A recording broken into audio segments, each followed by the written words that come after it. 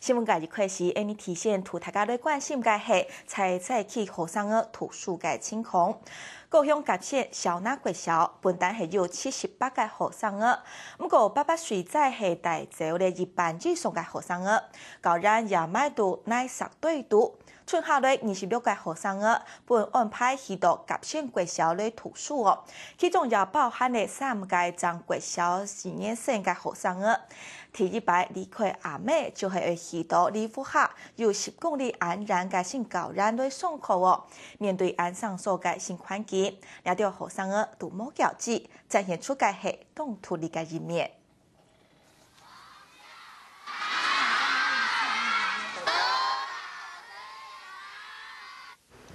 学生的白白错，动有精神的向先生上家门。根本系小那国小同甲县国小学生的第一摆见面的日例，透过的2整日的暑假时间，大家就动有精神。1年级的学生的同学长学姊强下，面对新的环境，也就唔会按强生的。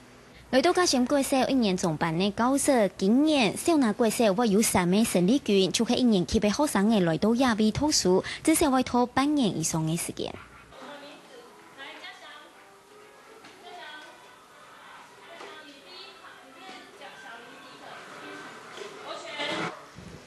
在欣赏嘅指导下，小朋友走得名牌乖乖抄下来。小那国小1年级嘅学生嘅，面对新的先生、新的同学，还有新的设施，所有就爱从头来适应。小朋友下课的时候，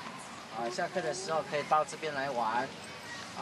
这边有城堡，这游戏区呢大概就在这边，就这一个区域而已，那个篮球场，这边跑道。甲县国小的先生带领新的学生嘅做教研顺利，每本家长了解新教研同方向家长，希望小朋友做得带领欢喜嘅心情，更加融入新的环境。下个新闻，林建佑、齐必定高雄报道。